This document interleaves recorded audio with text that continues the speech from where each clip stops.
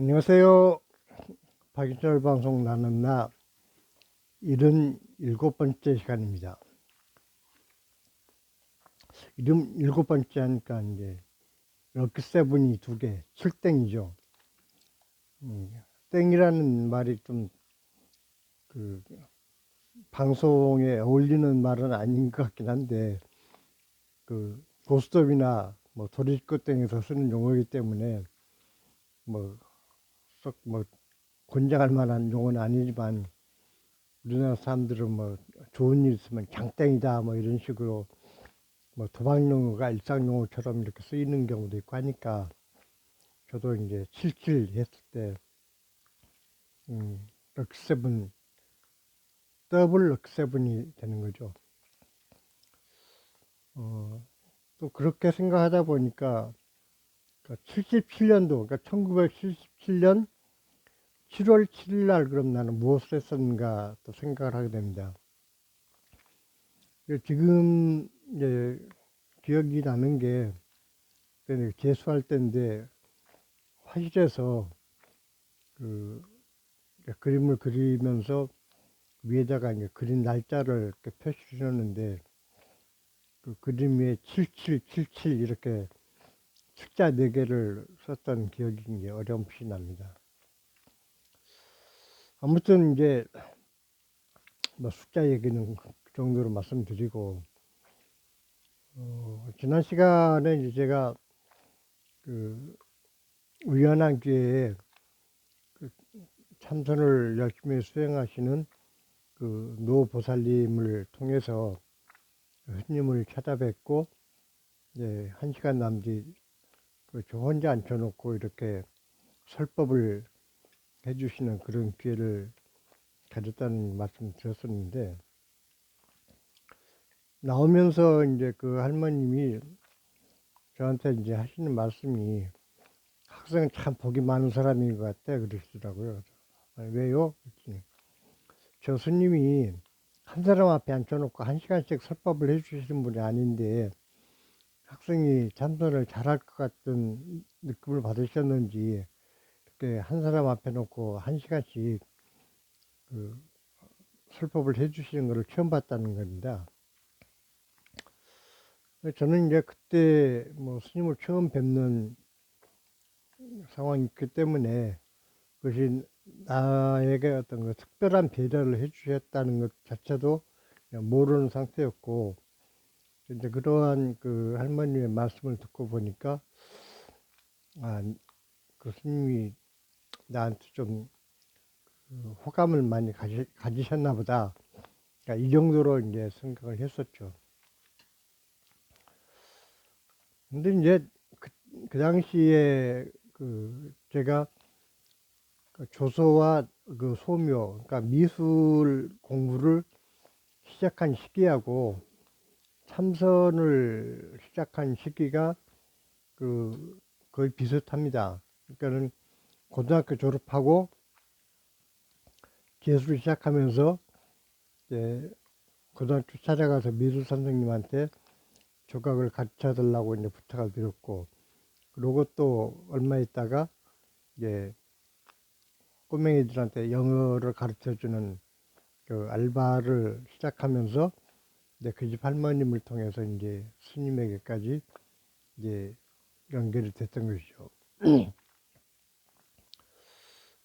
근데 이제 그 사람이 인연이라는 것이 결코 억지로 뭘 원한다고 해서 되는 것도 아니고 또 피하려고 발버둥 친다고 해서 피해지는 것도 아닌 것이 현재 그 대한민국에서 이루어지고 있는 어떤 정치적 상황을 보더라도 그 무속에 푹 빠져가지고 뭐든지 좋은 건 다 하려고 했던 사람은 결국은 감옥에 들어가고 엄청난 박해와 심지어 그 암살 시도에까지 내달 그 내몰려서 죽음 직전까지 갔던 사람은 오히려 국민들의 지지를 받아서 대통령이 되는 상황을 보면서 그 인연과 또 인과응보, 과보 이런 그 불교적 용어들이 결코 허황된 말이 아니다라는 생각도 듭니다. 그것이 물론 어떤 그 전생의 업보나 뭐 과보 이런 것만으로는 또 해석하기 어려운 측면도 분명히 있긴 한데, 예를 들어서 그 윤석열 전 대통령이 그토록 그 국민들에게 비난을 받고 지금은 그 감옥에까지 갇혀서 그동안 사리 사욕을 위해서 발버둥 치다가 이제는 오히려 모든 것을 빼앗기게 되는 그런 상황이 과연 이번 생애에서 그 모든 것들을 이루었다고 볼 수가 있겠는가. 그렇게 생각하기에는 너무나 깊은, 우리가 그 쉽게 판단하기 어려운 어떤 전생의 어떤 업력에 의한 과보가 아닌가라는 생각이 드는 것이죠. 그렇다고 해서 예, 나는 뭐 전생에 내가 복을 얼마큼 졌는지도 모르고 또 내가 어떤 과보를 졌는지 모르니까 뭐 대충대충 막 살아가겠다. 이것 또한 결코 바람직한 태도는 아니라고 생각합니다. 업력이라는 것이 과거에 내가 지어놓은 내 행위에 의한 결과가 현재의 내 어떤 복이나 과보로 나타나는 것이다라면은 현재의 내 행위가 누적돼서 즉 쌓이고 쌓여서 그것이 업이 되고 미래의 내 그 운명을 결정짓는 것이 된다면은 과거를 쳐다보면서 나는 노력해도 안 돼라고 포기할 것이 아니라 미래의 내 그 밝은 미래를 위해서라도 내가 현재 최선을 다해서, 그러니까 복을 짓는 건 역시도 복을 지을 수 있는 복을 지어 놔야 그게 가능하다라는 그런 얘기가 있는데,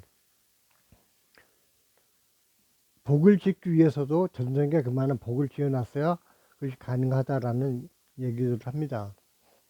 그렇게 본다면은 내가 이 순간 뭔가 남을 위해서 좋은 일을 하고 나 자신의 이익보다는 타인의 어떤 그 복리를 위해서 나 자신을 바쳤을 때 그것이 미래의 내 복을 정립해 주는 좋은 길이 아니겠는가라는 생각을 했던 것입니다. 그리고 이제 제가 지난번에도 스님이 절에서 참선을 위해서 해주시는 말씀이나 그 미수 스님이 그림에 대해서 해주시는 말씀이 그 원리가 너무나 똑같아서 놀랬다라는 말씀 드렸었는데,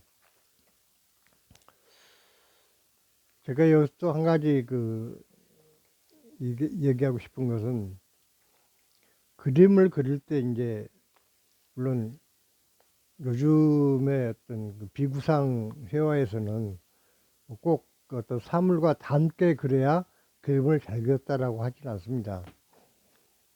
그렇지만은 그 처음에 그림을 연습하는 과정에서는 이제 석구상을 갖다 놓고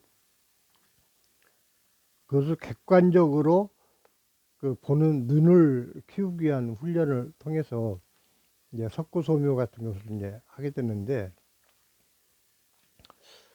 그림을 그리다 보면은 그날의 이제 컨디션에 따라서 어떤 날은 그림이 좀 잘 되는 날이 있고 어떤 날은 좀 잘 안 되는 날이 있고 그렇습니다. 그런데 또 재밌는 것은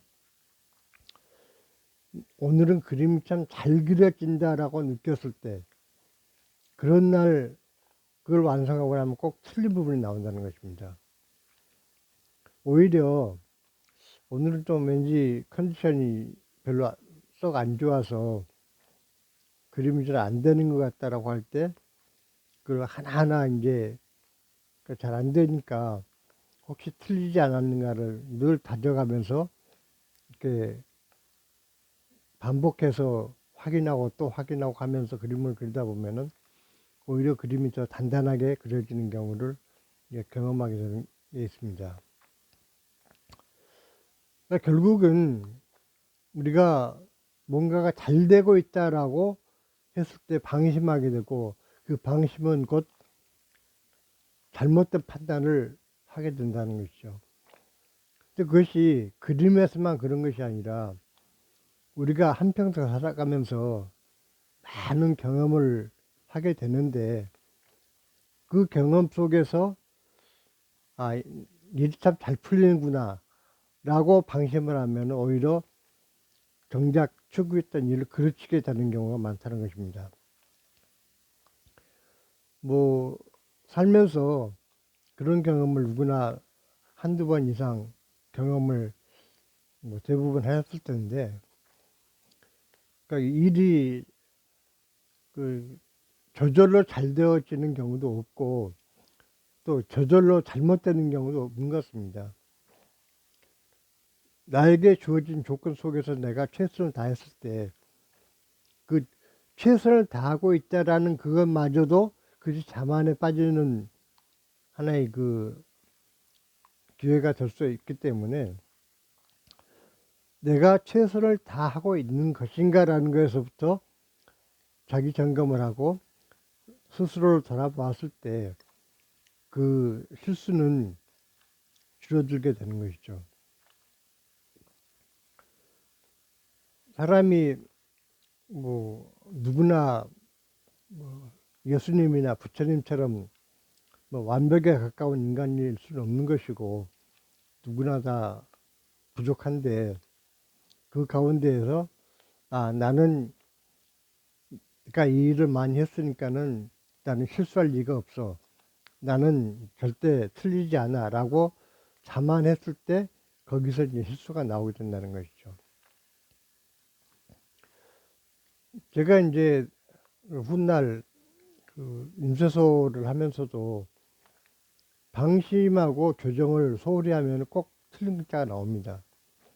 근데 한 글자 한 글자를 차분하게 그 살펴서 교정을 봐야 거기서 이제 틀린 글자를 찾아내고 그거를 이제 오류를 정정할 수가 있게 되는 것이죠. 그렇게 보았을 때 내가 나 자신의 참 진면목, 참 모습을 찾아가는 그 참선의 원리야말로 그 분야가 뭐 미술이 되었건 음악이 되었건 뭐 아니면 과학이 되었건 또는 세속적으로 돈을 버는 일이 되었건 그 무엇이 됐든 간에 그러한 기본적인 원리, 나 자신을 살피고 나 자신의 잘못을 점검하는 그런 자세야말로 그야말로 그 실패하지 않고 제대로 올바른 길을 선택하게 만드는 좋은 그 길이 됐지 않는가라는 생각을 하게 됩니다. 뭐 듣다 보면 뭐 뻔한 얘기고 다 지극히 옳은 얘기고 뭐 누구나 다 그렇게 할 것 같지만, 사실은 이러한 그 어떤 삶의 원리를 그대로 늘 스스로 점검하면서 살아간다는 것이 결코 그렇게 쉬운 일은 아닙니다. 제 나이가 지금 70이 다 돼가고 나름대로 열심히 산다고 살아왔고, 또 지금 말씀드리는 이러한 자기점검 노력도 치열하게 했지만 지금 생각해 보면은 너무나 허점이 많았던 것 또한 부정할 수 없는 사실입니다. 그러니까 한때는 나는 이렇게 겸손하게 나 자신을 살피면서 살아가니까 나는 실수를 안 할 거야 라는 그 생각 자체가 이미 그릇된 것이었고, 나 자신을 그 잘못된 길로 인도하는 그 잘못된 길을 가게 만드는 또 하나의 자만이에 불과했던 것이 었던 것이죠. 지금 제가 이렇게 그 시력도 잃고 그 신장 기능까지 다 망가져서 투석을 받고 이렇게 살아가면서 과연 그럼 나는 어디서 어떤 부분에서 무엇이 잘못됐기 때문에 이렇게 건강이 망가졌는가 라는 걸 돌아보면은 그 건강이 망가지지 않도록 그 추스릴 수 있는 기회는 참 많았던 것 같습니다. 그런데 그 매 순간순간 점검을 하기보다는 오히려 나는 건강한 체질이다라고 자만에 빠져서 그 건강관리에 소홀한 결과가 오늘날 이렇게 시력까지 잃게 만든 그 원인이 아니었는가라는 생각을 하게 되는 것입니다.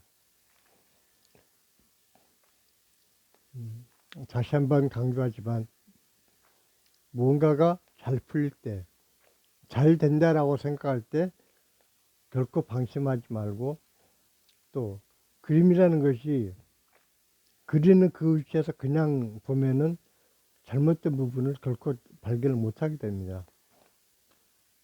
그림이 잘 되고 잘못되는 걸 확인하기 위해서는 한 걸음 뒤로 물러서서 좀 먼 거리에서 내가 그린 그림을 살펴봤을 때 그 전체를 조망할 수 있게 되고 그것이 그 잘잘못을 찾을 수 있는 그러니까 좀 그 넓은 시야를 갖게 만드는 방법이 되는 것입니다.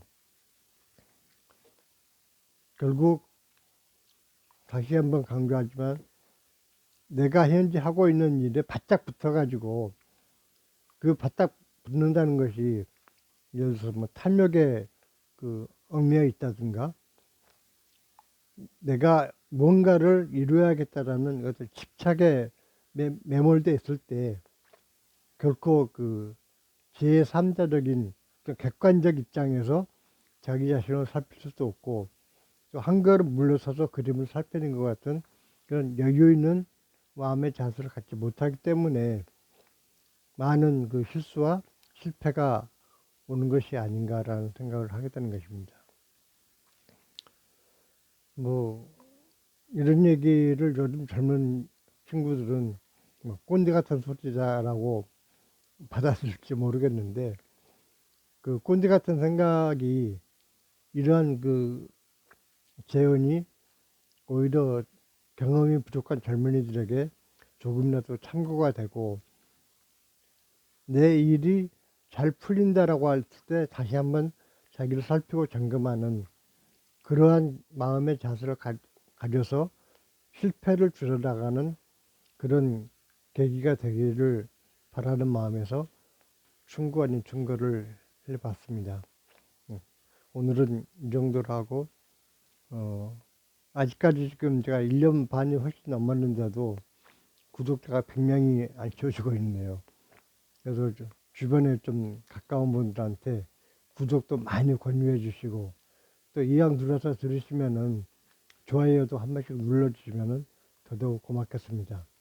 네, 감사합니다.